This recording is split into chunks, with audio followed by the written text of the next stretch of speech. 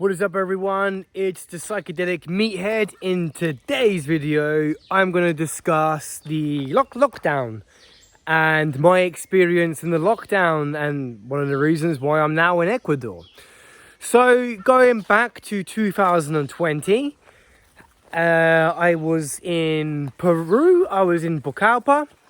Me and my buddy had just set up a school teaching English. Everything was moving in a great direction. But in the background, there was talk about this virus which was going around and causing all sorts of problems. Now, we didn't really think much of it at first because you hear lots of this kind of stuff and you kind of just push it to one way. Constantly do we hear like, oh, there's a new strain of swine flu, there's killer bees on the loose, and normally it doesn't really have any effect for us. But this situation was a little bit different. So it was like a normal day, and we were getting ready to go to school as we were teaching in the evening. And then, I don't want to fall down and break my neck. And then we all received a message on our phone from the Peruvian government saying like we're now going into a state of emergency and how everything now is going to be closed. The gyms will be shut, clubs, bars, schools, everything. So people were panicking. We had panic buying in Peru, just like you had in England and everywhere else around the world. People were stocking up on ridiculous amounts of toilet paper. I mean, it is what it is. You've got to get your priorities straight, I suppose. I think I can think of better things to stock up on than bog roll. But that's what seemed to be the collective consciousness was all working towards, was getting toilet paper. So yeah, moving forward was, now you hear everything about these deadly viruses going around everywhere and causing problems. Videos were emerging everywhere of people dropping dead and dying in the street. I mean, these crazy, horrific scenes, what we saw in China. Then I was also receiving videos from Ecuador, from Guayaquil, of people so-called dropping dead in the street and then burning bodies in the road, which was, not a pleasant sight for anyone. But we found out later on the reason why there was lots of bodies in the street wasn't because necessarily it was to do with the virus. It was because they closed the hospitals and the undertakers, I'm going to say, or the people who would take the bodies to the morgue were refusing to do it. And if you're going to refuse to do it, then what other option do you have? You can't have a body deteriorating in your house. So then they were driven to burning bodies in the street. So this got blown out of proportion, and it was like all of these COVID deaths. Hospitals can't keep up, but it wasn't really like that. It was more of mass media manipulation, which seems to be a theme of this whole last year.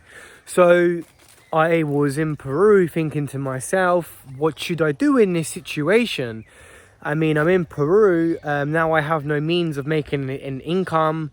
Do I go back to England, where I was thinking to myself, it's probably the safer choice. I think England's infrastructure is good, and if a global pandemic breaks out, I'm sure they handle it very well and responsible. Well, I learned to eat my words, but it's just how you learn. So I rang the embassy and I said to the embassy, I was like, hey guys, I am in Peru, I'm a British citizen.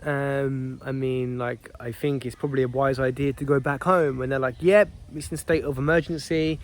And I was like, okay, well, how does this whole situation work? What do I do? So they told me that for $250, there will be a coach which will arrive from Pucallpa, and this coach will take me to Lima. And in Lima, there will be one night in a 5-star hotel. And then from there, you fly from the military base back to London, to Heathrow Airport. But my flight wasn't until, I'd have to leave on the Monday, and my flight wasn't until the Thursday. So everyone else who was on the bus was flying to somewhere else. And I was one of the only ones who were flying to England. So I then took a couple of nights in a hostel. Again, it was interesting walking around Lima. And the first time I'd really walked around Lima, I was in Miraflores. Beautiful place, but everything was shut. I went to the beach and there was guys with guns and telling me I can't go to the beach and it's all fenced off. It was interesting walking around Lima because everyone was like fearful on crossing the roads until you got to the supermarkets. And people, like, I was getting elbows in my face, armpits up my nose, everything, you know. It was just a free-for-all, people going absolutely crazy. And I was like, well, people are people, is how they react when they become fearful. So I decided I was going to go back to my room, make some food, and then prepare myself to get on the plane to come back to the UK. So I get to the military base, we do the whole procedure, guy stamps the passport, bags aren't really checked, there's a couple of drug sniffer dogs but nothing too extreme. We board the plane, we then fly, sitting all next to each other, you know, social distancing, this doesn't exist when you're on a plane. And then I found myself back in England, but before I left Lima I applied to work in Amazon. So as soon as I got back, I got the phone call from Amazon. I told them, I was like, hey guys, I've been out the country for some time. We're like, okay, just in 2 weeks time, you can then have your day zero and then you can start. So I spent then a couple of weeks just going on bike rides and having some wild adventures because it was April, May time, so the weather was reasonably nice. So yeah, I spent a lot of time just exploring and not really isolating because again, it's so bad for your mental health to lock yourself in a room for a certain amount of days when you're not sick. It just doesn't make any sense. There's not really much logic in it, and it's driving people to insanity and causing all sorts of health issues. So I spent 9 months back in England working in Amazon. First few months were great. I was enjoying myself, good to see some friends. You know, obviously it was a hard situation because lots of other people were still stuck in the fear, and they still are to this day. So it was hard to see like family members, and it was hard to see some other friends, and people were really afraid of giving hugs. I never was. I gave every single person I come into contact with a hug because, you know, for me to hug someone is beneficial for you and beneficial for your heart. Yeah, so then 9 months back in England. Now we did come out of lockdown for a few weeks. Back in the summertime, everything was open again. I was able to go and smoke some shisha, you know, the pipe. I shouldn't do that with the pipe because that looks like something else. But yeah, going to smoke some shisha, and then back in the gym, which was great as well. It was nice. I was finishing work. It was summer, going to the gym, training, enjoying that. And then we went back into lockdown again, and I was like, can't keep doing this. But my plan was to go back to Peru, and the borders were shut, and I was like, okay, but it is what it is. I can make some more money in Amazon, just keep plodding through. I just, you know, try to, you know, keep myself to myself as much as possible. Like I'd go still on my bike rides, and then when the weather started to turn, I'd still be outside and trying to enjoy the outsideness. But obviously winter comes along, and you wake up, you go to work, it's freezing cold, and it's dark, and then you finish work and it's the same situation. So what do? So I locked myself in my room, ate a lot of food, played some PlayStation, watched some movies, you know, saw my friends when they were able to hang out. But again, it was just like, I need to change this. So in December of 2020, they decided, I think the 2nd of December, they were going to open everything again. And then we heard this news that the gyms are going to be open. They've opened the borders, so now we can fly. And I was excited because I'm like, I can now leave and go back to Peru. But, you know, so I booked my flight straight away in the beginning of December. My flight was for I think the 8th of January. Because I was like, maybe I'll stay here for Christmas and New Year, and then I'll fly at the beginning of the new year. Everything's open again, things seem to be back to normal. It could be good with some normality. And things were great for like 2 weeks. And then on the 22nd or 3rd of December, they then made an announcement that we're going back into lockdown. And I mean, that was in December, and now it's March, and in England they're still in deep lockdown. And I was like, oh great, now my flight is probably going to get cancelled because now we have this tier system.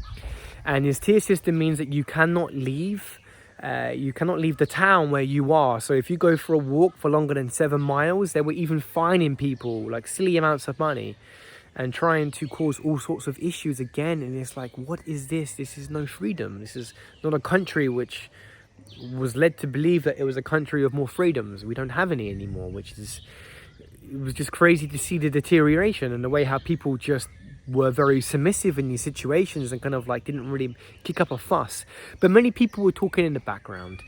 And this was the problem. What I find with so many people is like they have so many amazing things to say, but they don't have any way of making their footsteps actually walk. So again, talking is cheap, but walking is the way how you can prove what you're saying has some truth behind it and some sustenance, you know?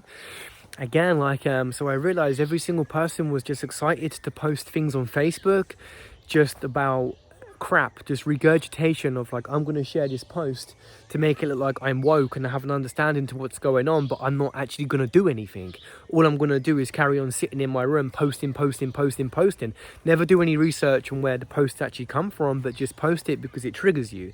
This is not really a way to kind of do things. I understand everyone's angry, but I kind of kept quiet about most of the stuff, and even till now I haven't really spoken too much about this situation.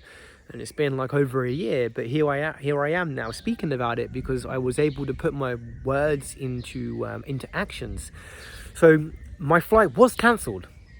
So beginning of January comes along and everyone's like, yeah, your flight's going to be cancelled. And I was like, yeah, whatever's supposed to be. And then I ring up the travel agent who I booked the flight with, and I was like, hey buddy, what's going on with my flight? And it was like, yep, it's cancelled. And I was like, okay, great. Luckily, I didn't quit my job. I still worked for a little bit longer. And the day I was supposed to fly, I can remember having it up on Google, like my flight, and then suddenly like cancelled come up. And I was like, yep, I'm supposed to be on a plane now, leaving and going to Peru, but here I am, stuck still. But I wanted to test the pressure to see if I'm supposed to not be here, there's something telling me that I'm not supposed to be here. So again, I can ignore it, but when you ignore something which is calling you, the vibration in your brain becomes more strong. So you can no longer ignore this, you have to act. So I was like, okay, I've spent time in Ecuador. I've got a couple of people I know over there. I kind of know the area where I was a little bit. Let's book a flight to Ecuador, let's go there. And I did. I booked the flight, and with my success, the flight was approved. It was confirmed. I was a little bit nervous as I was leaving. I didn't really tell too many people until I actually got here to Ecuador. Now, the amazing thing is, as soon as I got here, okay, I was a little bit jet lagged, but I went down to one restaurant, which is on the beach, and no one was wearing any masks. There was live music, the place was full, the ocean was next to me, the sun was setting. It was one of them surreal moments to be like, wow, this is something so simple is just taking me back and almost made me emotional to realize that this is life. This is taking back control of our life by putting your best foot forward. And now here I am, a couple of months into my journey, and everything is moving great. I've had such beautiful experiences just being back. I mean, if I was to go back to the UK next month or the month after and go back into this lockdown and strict measures, for me it's okay, because I understand that if I follow my heart, it's going to guide me in the right direction. And no matter what, it's like nothing is going to last forever. But now there's talk of England supposed to be going back to some sort of normality. We don't know if this is actually true or not, but time will tell. I don't really have any plans to go back at this precise moment, but I know I will at some point, maybe later on this year. But yeah, this was my little bit of my story to do with the lockdown restrictions. I hope everyone watching this had I'm sure it wasn't always an easy time, but had a time and not hit with too much anything too traumatic. I'm not ever going to say there's not a virus, because clearly there is something which is going on.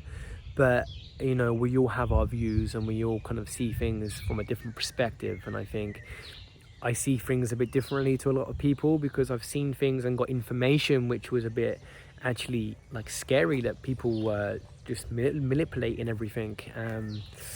Some of the cases which come out and some of the stories and the videos, when I get actual information that they weren't actually true, it gets a little bit strange. But I'm not a doctor. I don't have any education or medical background in this whatsoever. So again, I don't like to go too deep in voicing how I feel about it. Maybe I will in one video, but I'm not here to fight with anyone. I'm open to have simple conversations with people where we can exchange dialect and information, because there's many things I don't know, and I think in life it's important to always be the student. Like, you are not the teacher of this life. You're always a student, and there's always things you can learn. Okay, until next time, take it easy. Thank you for listening to my story of my experience with the lockdown, and I hope everyone will be out of it very, very soon and back to a life of something which will bring you fulfillment and happiness. Okay, peace, love, and ciao meow.